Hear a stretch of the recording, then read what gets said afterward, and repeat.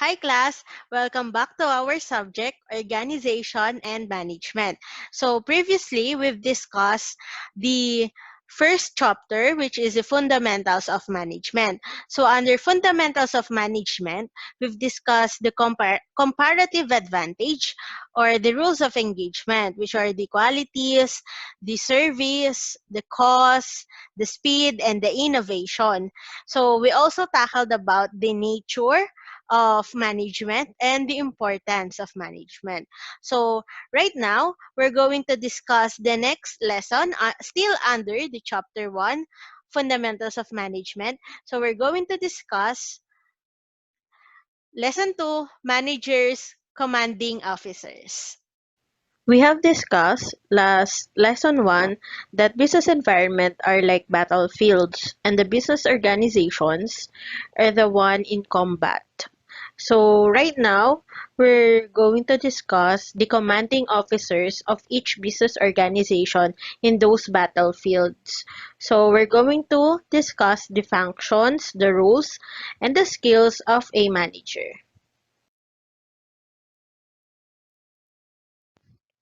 Here are the major functions and roles of managers. So we have planning, organizing, leading, and controlling. So let's start off with planning.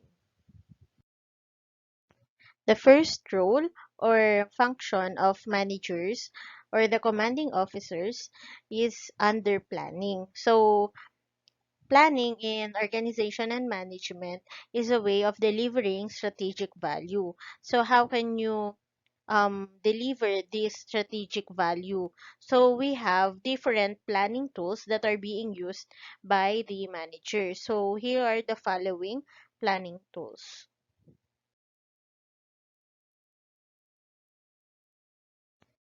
The first planning tool is the simple frequency count. So this allows prioritization of problems that need to be addressed. As a planning tool, the simple frequency count identifies the issues that receive the greatest number of votes as the main or priority issues. So like in a company, so there's a lot of problems or issues that's going on. So how do you think they can know which of those should be taken off first, or which of them should they um immediately resolve? So this is through the use of this simple frequency count.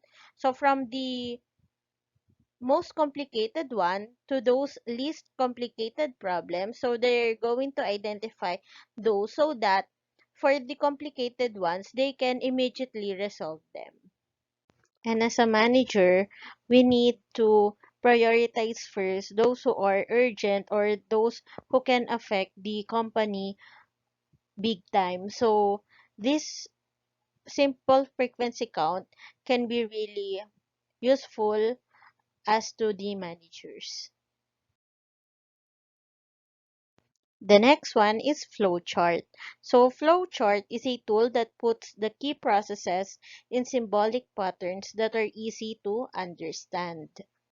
Do you agree with me that, for example, there's a process documentation in a paragraph form?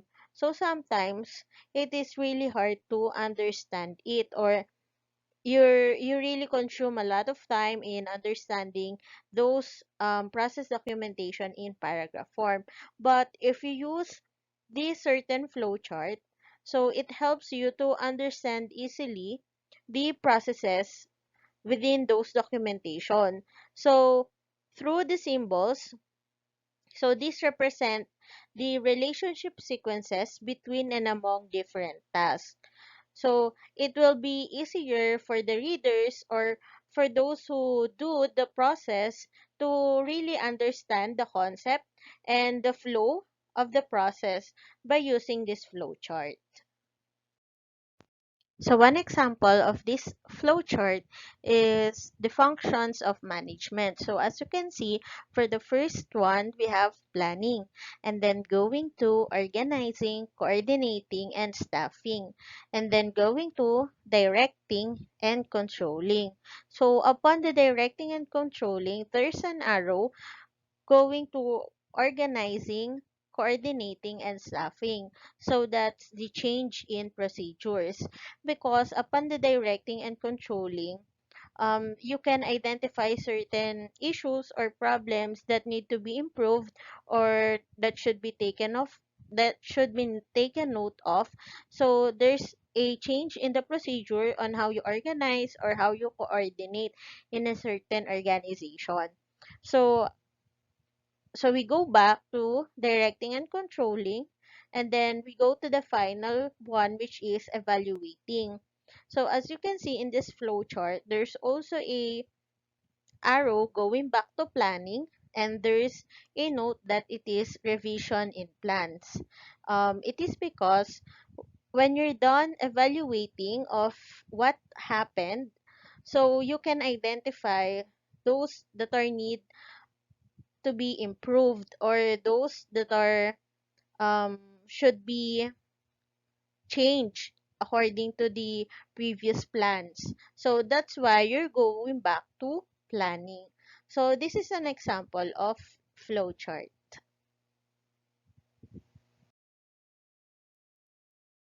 So the third one is Gantt charts. So this is a visual tool for the action plan.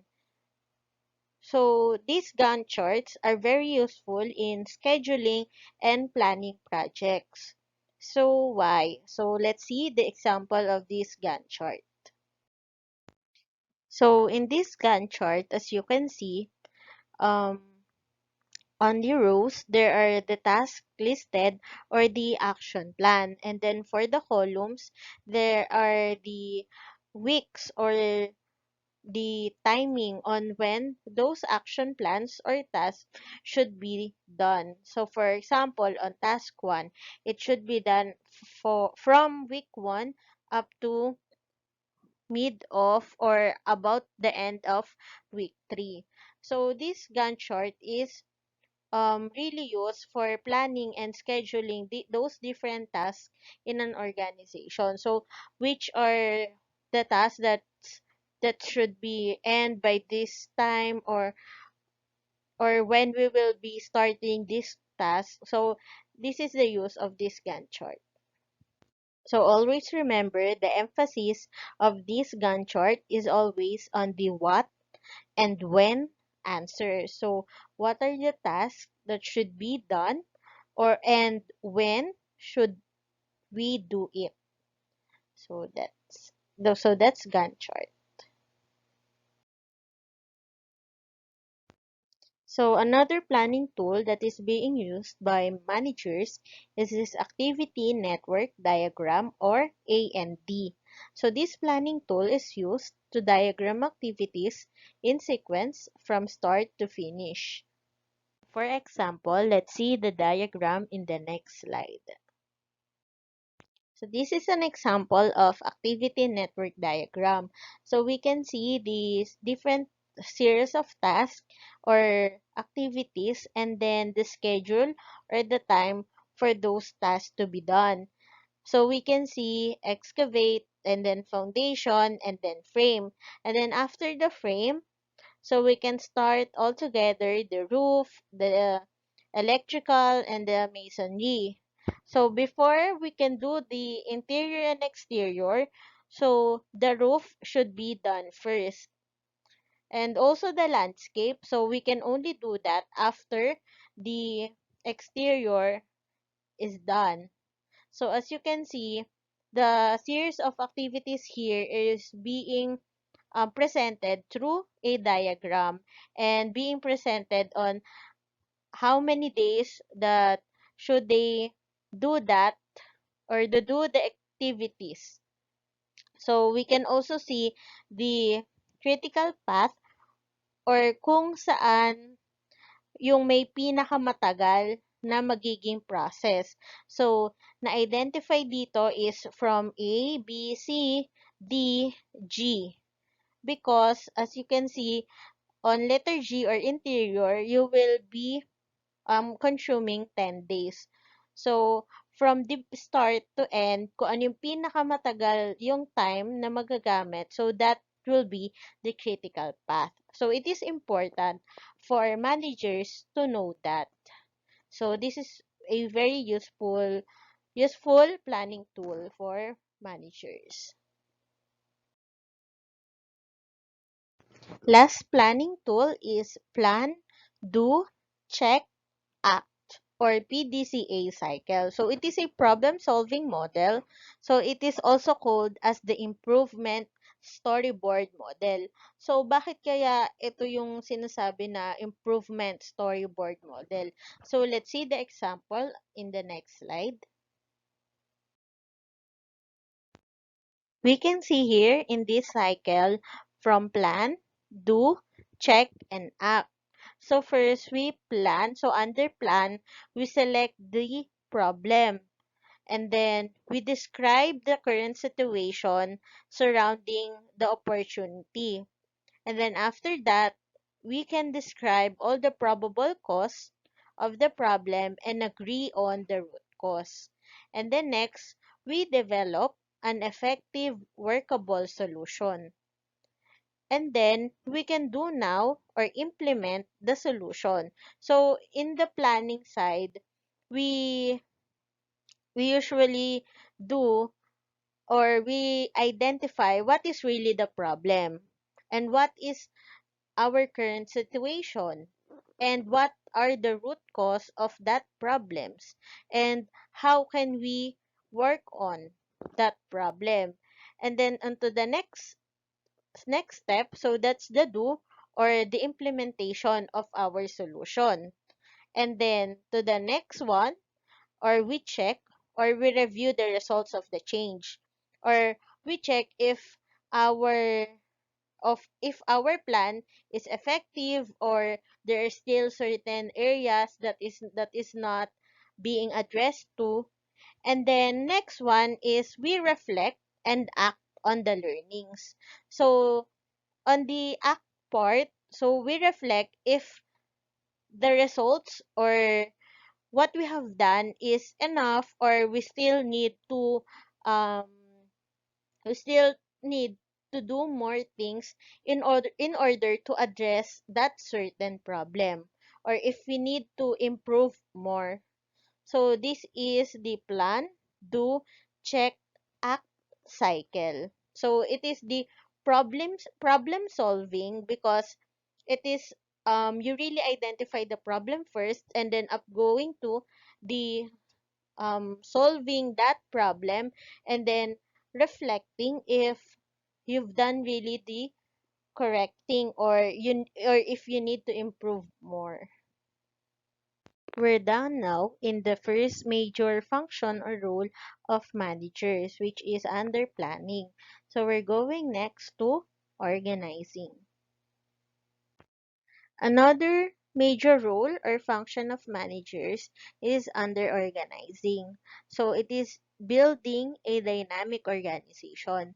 We've discussed previously that one nature of management is dynamic and not rigid. So it is the role of the managers that they should build a dynamic organization.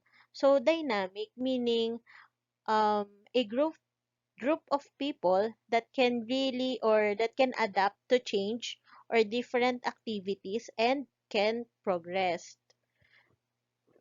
So that's part of the organizing. Organizing methods and structures have changed dramatically in recent years in response to shifts in global economies. So now we have different or new terms that are now part of the language of managers and senior executives. So for their organizing functions, they're using these terms. So it is important for us to know the meaning of these new terms. So it is also their way into adapting the change or how they can progress.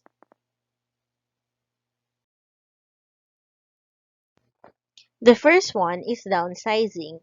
So this is the planned removal of positions or jobs. So this is retrenching or in Tagalog, pagtatanggal sa mga empleyado. Like for example, during this pandemic, since most of the businesses is really not earning. So they come to a plan of removing several people. So that's what you call downsizing.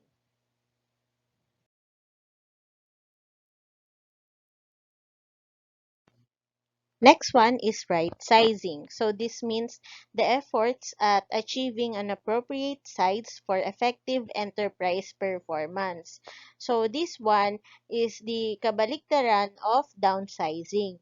So when we say right sizing, it is hiring people so that we can achieve the effective performance of a certain enterprise. Like, for example, in an accounting firm, wherein people or employees are usually fully loaded. So, it does affect their performance on their work. So, as managers, we need to plan if we need to hire more people so that the loads of the employees will be given to those new hires. So, ang mangyayari, ma magiging okay yung mga load ng employees. So, they will be performing effectively. So, that's one example of this right sizing. And bakit nagkakaroon ng right sizing in an enterprise or a company? Customer Relations Management or CRM. So this is a function or enterprise unit tasked to focus on interactive relationships with customers. So ito yung customer service. So this is where we can know the certain problems or issues going on with our customers, or for example we have new products, or for example we have new promotion. So dito yon ginagawa. So we build certain relationship with the customers kasi 'di ba, it is one of the objective of enterprise or company na maging okay lagi yung feedback ng mga customers natin. Next one is reengineering. So it includes efforts to revolutionize organizational systems and processes to satisfy customer needs. So when we say reengineering, so ito yung pagre-redesign natin of business processes that are associated with the systems and organizational structures. So this is being done to improve or to satisfy our customers. So, for example, we have concluded or evaluated that this certain system or process is not really working on well to our customers. So, we do re-engineering or redesigning of those systems in order to improve our quality and to satisfy our customers.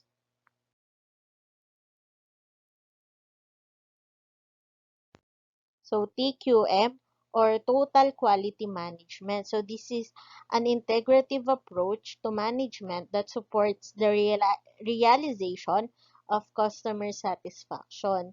It is because every staff member must be really committed to maintaining high standards of work in every aspect of a company's operations. So ito yung pagmamanage ng quality. So because all of the company really one of the main focus is the quality of their product or quality of their service. So there is a certain management approach for really ensuring that high standards of work is being done. So this is the total quality management. So those are the terms being used under the organizing functions. So let's remember that CRM or the Customer Relation Management, PQM or Total Quality Management, and JIT or Just-in-Time Management are often associated with quality and or customer satisfaction issues that initiate the organizing function. So next we will go to the Next major function or role of managers, which is the leading or the leadership. So JIT, so just in time. This calls for sub-assemblies and apparatus to be produced in very small lots and delivered to the next stage in the process exactly at the time needed. So that's why it is called just in time. So it will be delivered or it will be used just in time. So why do company do this? So for example, the company don't have any warehouse wherein they can store the inventories. So that's why they will be needing those inventories na just in time lang. So another example is if those inventories are very perishable, so madaling mapanis. So kaya ang nire-require nila is if they're going to need it, dun lang madi-deliver yung certain inventories na yun. So, itong JIT, it is normally used sa mga inventory, especially under cost accounting, because these inventories are being included as part of the cost of the product. So, to lessen the abnormal spoilage or yung mga hindi nagagamit. So, they prefer to use this just-in-time approach. So, yun.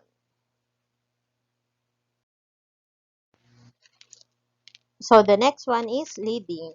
So, it means mobilizing people. So, when we say mobilizing, so it is a way of preparing and organizing a troop or group of people. So, right now, through the planning on and organizing methods, we also have new leadership perspectives or approaches. So, let's see what are the following new leadership perspectives.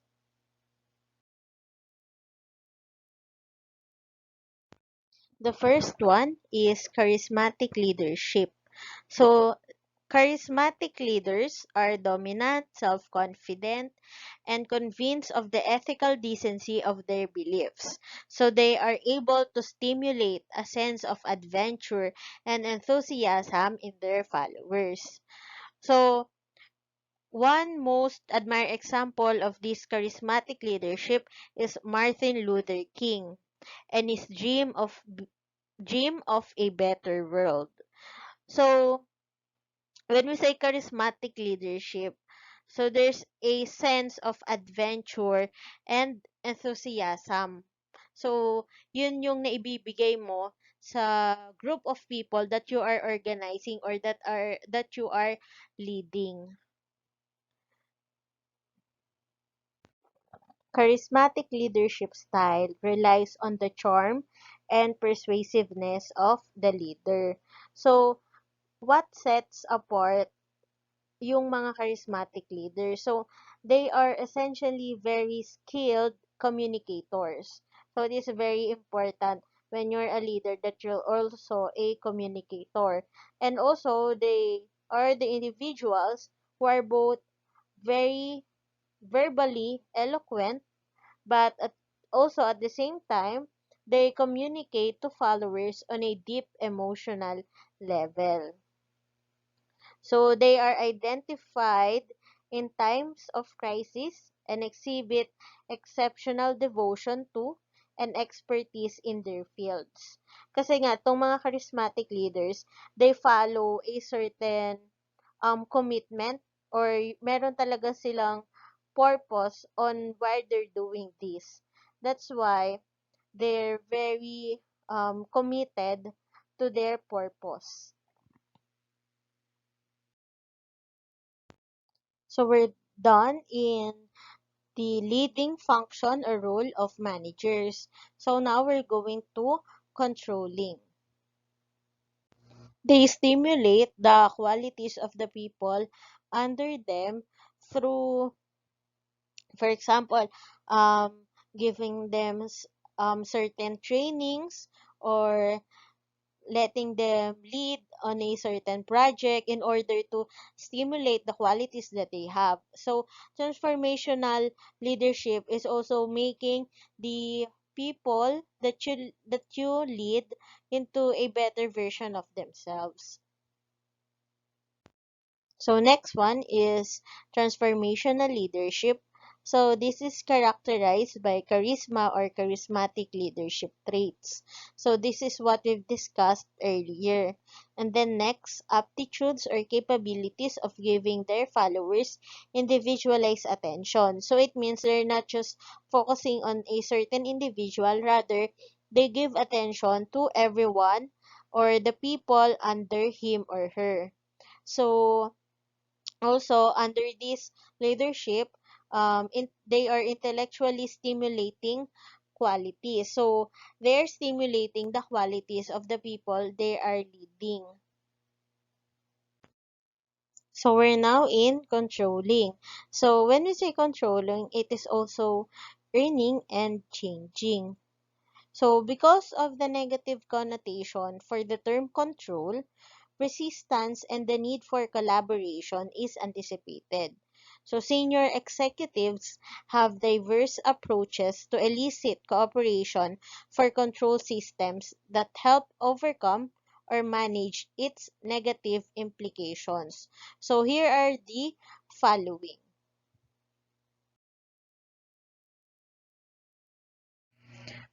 Example kasi, when we say the term control or for example, controlling, so sometimes meron siya talagang negative connotation. For example, sinabi mo, ang controlling mo, ganyan. So, meron siyang negative effect. So, ayan yung gustong maiwasan ng mga senior executives. That's why they have these certain approaches. So first one is education and communication commonly used where there is lack of or there is inaccurate information.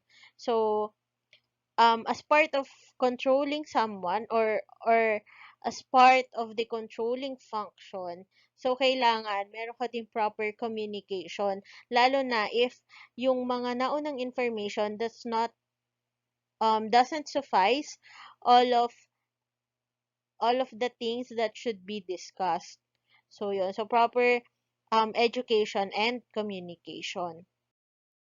Next is participation and involvement. It is where initiators face a lack of information for the change and other participants have the power to resist the same. So, kailangan mag-participate ka and maging involved ka when you are doing this function. So, dapat makita nila na you are not just controlling them, rather you participate and you are involved on that certain process. Facilitation and support where the situation show adjustment issues. So, for example, there are issues or problems, so you must be there not just to facilitate, but also to support the people you are leading or um that you are controlling. So they need to see that you also facilitate and support them. So next one is when there is resistance, one of the most inexpensive solution of that is manipulation and co-optation. So when we say co-optation, this is usually to manage opposition and so maintain the stability of the group. So you're not just doing that so that you want to manipulate them, rather you want to stabilize the group in the most inexpensive manner. Next is explicit and implicit coercion, which may put the senior managers or initiators at risk, but is essential for prompt execution. So, when we say coercion, it is the practice of persuading someone to do something by using force or threat. So, it can either be explicit or implicit.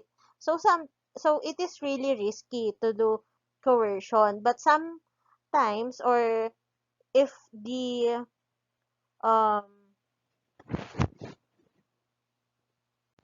if the certain situation really need it for really prompt execution, so it is being done.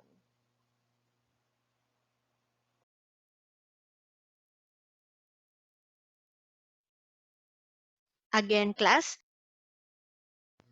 Other roles and responsibilities of a manager. So aside from the major function and roles of managers, so we have here other responsibilities of a manager. So first one is staffing.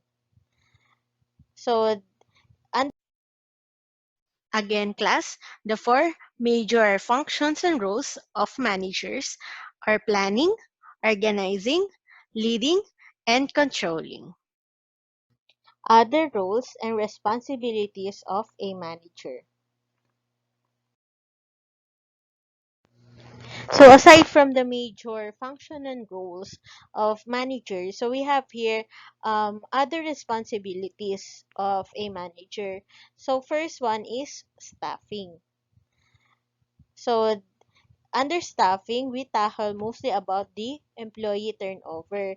So for example, in a small business, so it does include the writing job description, so putting ads for open positions. So you're the one reviewing the resumes, interviewing applications, and also interviewing prospective applicants. So from the hiring, so you also oversee the employees, and you will be checking them if they are being trained properly, or if they are following the guidelines or the company policies, and if they perform their job satisfactorily. So also, depending upon the size of the company, so some are responsible also for the payroll function, including the tallying of work hours or the calculating of the pay and the processing of the checks. But usually, if the company is big, so it is not being done by the managers. It is only being done if the size of the company is small. So that's staffing. Next one is communication. So communication may be one of the most important responsibilities of a manager to keep the workplace running efficiently.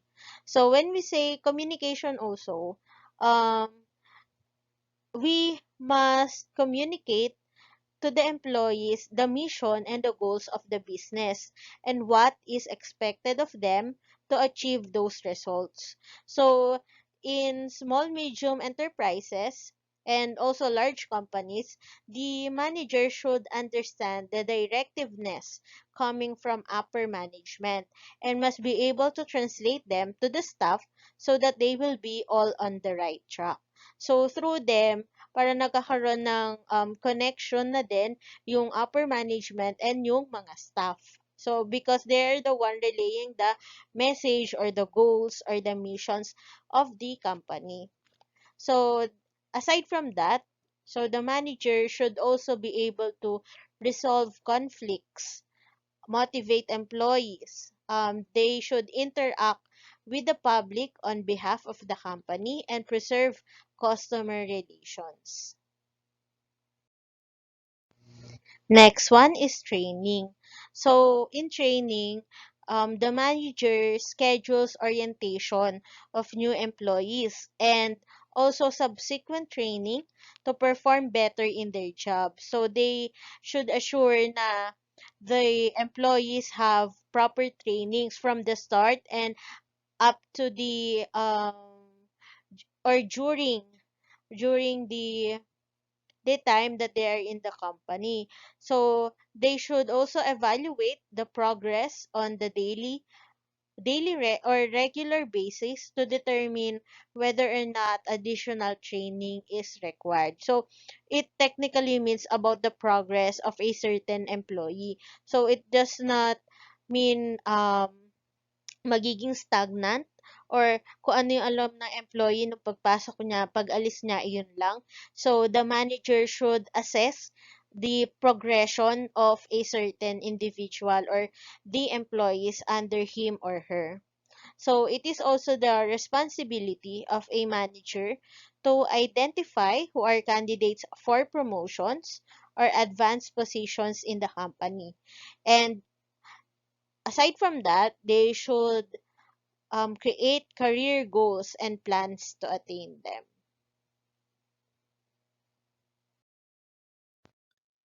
Administrative investigation and discipline. It is the job of manager to investigate any employee who violates company rules and discipline them when they are proven guilty. So, discipline may include termination from employment. So, it depends dun sa laki ng nangyari or laki nung violation mo within the company. So, the manager may also terminate an employee after due process who habitually fails to perform under the known and agreed standards established by the company. So, an example of this is if you're not yet regular, so 6 months, you have a 6 months probationary period in which the manager will check if you're doing or if you're performing up to the agreed standards established by the company. So if they assess or if the manager assess that you are not performing, so with the due process, pwede kang ma-terminate. So that's the job of a manager. Employee relations. So the maintenance of good employer-employee relations is a very important duty of a manager because it means poor relations. It means it affects the morale of the employees, also their productivity, their efficiency, and it also triggers hostility toward the management.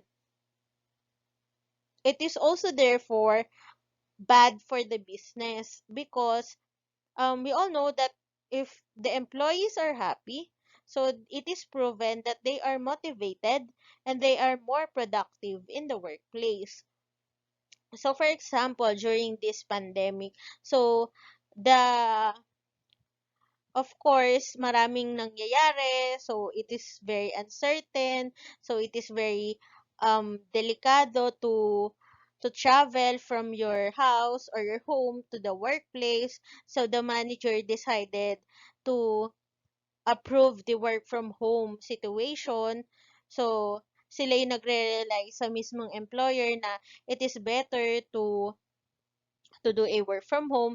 So, it means parang inaalagaan nila yung mga employee. So, on the other hand, si employee naman makikita yung ginagawa ni employer and ni manager para sa kanila. So, in the end, so they will be more productive. So, because they can see that talagang inaalagaan sila nung certain employer nila. So, it is very vital na okay lagi yung employee-employer relationship. Because if hindi siya okay, it really affects the, let's say, as a whole, the quality of the service na nabibigay ng mga employees. So, also under this employee relation, so ito din yung parang give and take relationship. So, if you see that the employer is really taking care of you, so it is on your end as an employee that you also take care of the business of the employer. So, ganun lang siya. If you can really see na they're making an effort, especially during this pandemic, so as an employee, you should also be honest na you're really doing the job and you're really doing it effectively and efficiently. Lastly, business growth and sustainability. So it is a manager's primary responsibility to ensure the success of the company. his or her actions should also be geared toward business growth and sustainability. So, the managers are hired to run daily operating, coach employees, to maintain the quality standards, and to ensure that its products or services are fulfilling customer needs. So it is very important for a manager to ensure that the business is doing okay. So aside from checking daily the operations, or checking the employees, or checking the quality of the product or the service that they are giving to the customers, and also the customer relations. So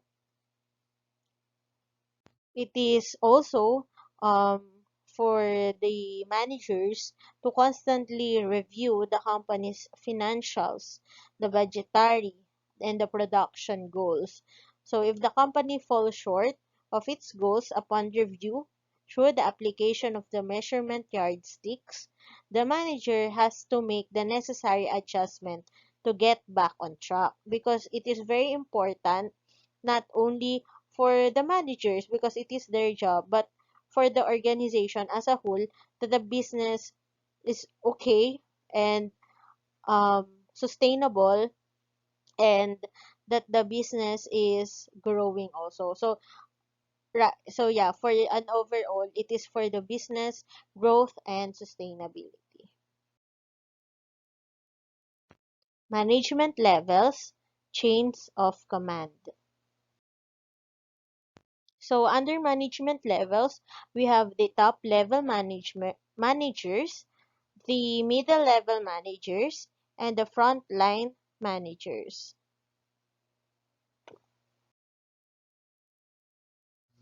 So let's start off with the top level managers, or top level management. So they are usually the one who establish high performance standards. They institutionalize a set of norms and values to support cooperation and trust, and they create the corporate purpose and ambition. So they are usually the CEOs or the president of the company. So they make the overall purpose or goal of a certain organization or enterprise. So on the other hand, middle level management is the one who develop individual and support their activities. They also link disperse knowledge and skills across diverse units. They're also the one who manage the tension between short-term purpose and long-term ambition. So they're the middle of the top level and the front line level. So um they usually do the managing of the tension, because for the long-term ambition, that goes to the top level, and then for the short-term purpose, that goes to the frontline level. So in order to meet halfway, so there is this middle level management that manage it. So next, frontline level. So they create and pursue new growth opportunities for the business. They also attract and develop resources. And they manage continuous improvement within the unit. So how they can do this improvement? So it is they develop solutions into the skills of the employees, like for example additional trainings, building exercises, or the performance evaluation. So they are closely working with the staff. So sila yung mga frontline managers. So they really can see the immediate work of the staff, or the people that are working under the organization.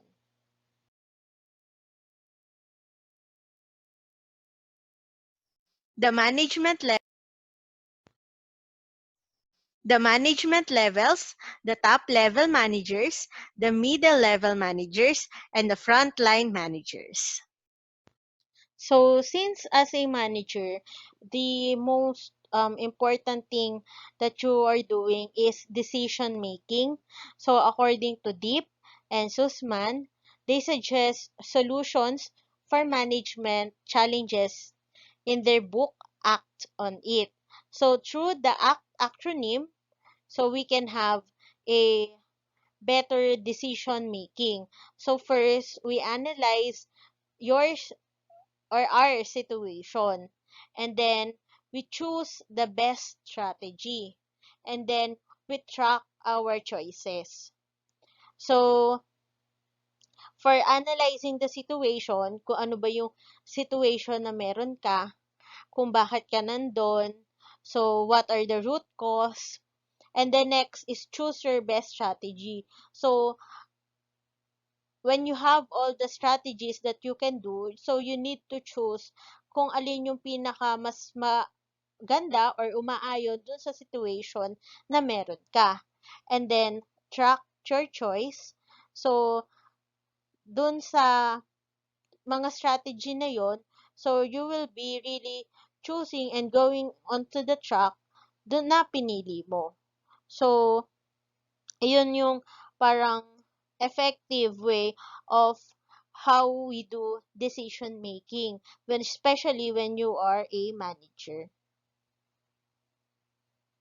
This also doesn't apply only if you're a manager, but for our daily lives, so we can use this. So, let's analyze our current situation. So, and then we choose our best strategy.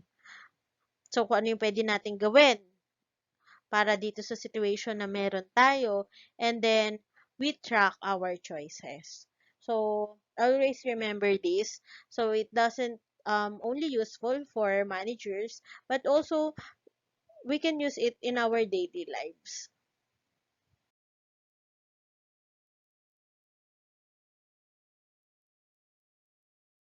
In summary, the skill sets, levels, and functions allow for a definition of management as a process of working with people and resources to accomplish organizational goals effectively and efficiently. So that ends our lesson for today. So we're now done with chapter 1, Fundamentals of Management. So for your activity, so kindly do activity number 2 with your current group mates in organization and management. So thank you, class. So for consultation for any concern, you can message me from 5:50 to 6:50 p.m. So always please be safe and God bless.